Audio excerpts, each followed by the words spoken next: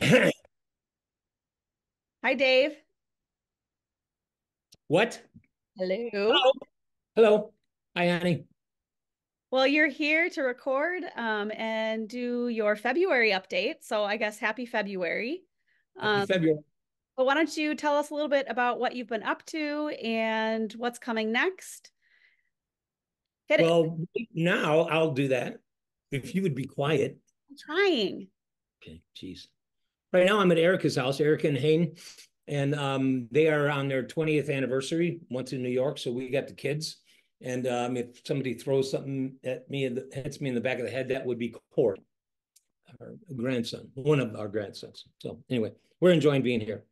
Meeting, for instance, and this is kind of the update, what I'm up to the end of February into March. So in just a couple of weeks, actually, I'll be going to Arizona. I've been doing that for like 6 years to Hope Covenant Church. Doug and Heidi Glenn. Doug is the pastor there. Doug was on staff at Open Door. And honestly, it feels like we joke about it that Hope Covenant Church in Chandler, Arizona is Open Door West, and it has very much the same vibe and the same theology and spirit. And Doug is a pastor, and he feels like a spiritual son. So I don't know anything that feels more TTR-ish than that. And my kind of wanting to pastor pastors, and he's somebody who gets me like staying in his house and harassing him horribly. While I'm there, something that just came up, and I didn't pursue it, so it's not my fault. But a guy named Tom Kelly, who lives in Arizona, was at the retreat I did in Arizona last year, called me and said, off of that retreat and some of the things you talked about relative to fathering other people, he started a group, a cigar group around a fire. And it was kind of in the spirit of things we talked about at the retreat. And he said, would you want to do like a mini retreat here with these guys? I said, yes. And so that's something I'll be doing there. So we'll have a not so silent retreat. Ned won't be able to come, but it's going to be more of a mini thing. We're going to rent a house and hang with those guys, and I'm really looking forward to that. In Nevada, in Nevada, the first week of April, I'm going to Nevada. Another pastor who was on a retreat of my couple, actually. I'm going to be with him for a weekend, preach in his church, but just hang with him. But the other thing that is I'm very excited about, and people at Open Door would know about this. I'm going the last week of April. I'm going back to Newton Breda Church in Northern Ireland, this church that we've been connected to for 24 years. And that feels it's very weird because it feels very much like Doug's church. When I'm in that church in Arizona and also Newton Breda in Northern Ireland, when I'm there, it's a very weird feeling because I have that church in my heart. I am not an apostle. I'm not apostolic, but this feels apostolic in this regard that the Apostle Paul had more than one church in his heart. He preached, he sent letters to Ephesus, to Philippi. Those churches were in his heart. This Newton Breda church has been in my heart for years. I know them. They know me. We kind of pick up where we left off. I'm worried about coming up with stuff they haven't heard. Maybe they'll just forget. I can't wait to be with them. You might remember a year ago, I went and Dave Bricky was going to come with me, and his kids, they had some health things pop up at the last second. So Dave is coming this time with me, and just hoping that he behaves himself. You never know with him, how that is. So I'm going along to keep him in check. Actually, I think, it's probably the other way around. So, but there are two other things those are things that were kind of already in the works. But one of the things that the board heard me talk about, because when I started talking about it, I really just had all sorts of energy. And one of them has to do with a book that I'm working on. And the title might not be what the title is at the end of the day, but I love it. It's what in God's name is going on? And you got to picture it that what, in God's name, is going on, because there's a lot of things that happen in God's name that have nothing to do with God, because it was in God's name that the Southern Baptist Convention covered up sexual abuse for 20 years.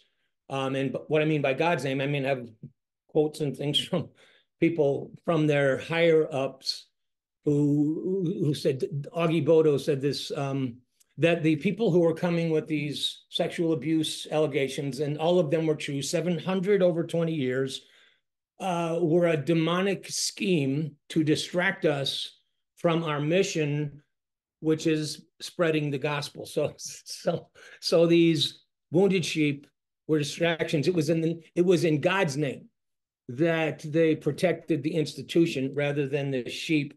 And I'm talking about that. Another thing that's going on in the culture right now, there's an article I read by Emma Thompson. Emma Stone's the actress.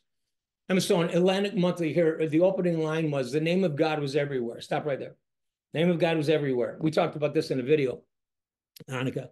And the name of God being everywhere would normally be a life-giving, wonderful thing, like a Sunday school picnic, and the name of God was everywhere, maybe a baptism by the lake. The name of God was everywhere, but she wasn't talking about that. What she was talking about was the insurrection, where the name of God, according to her, was everywhere, because next to the gallows that they had on the outside before they went in was this Jesus Saved sign, and that was all over the place. And I'm kind of delving into that because the name of God was everywhere. So what in God's name is going on there? Because some people, not everyone, but some were doing that thing in the name of God. When this is going to sound like a jump, when terrorists flew airplanes into the Trade Center several years ago, 9/11 is what we call it, they did it in God's name too. A distorted image of God, but they did it in God's name. So what in, so I got all sorts of juice about that, and I'm going to write about that, and I'm going to do it just like right up, and then I'm going to die so nobody can be pissed, because I'm going to piss everybody off.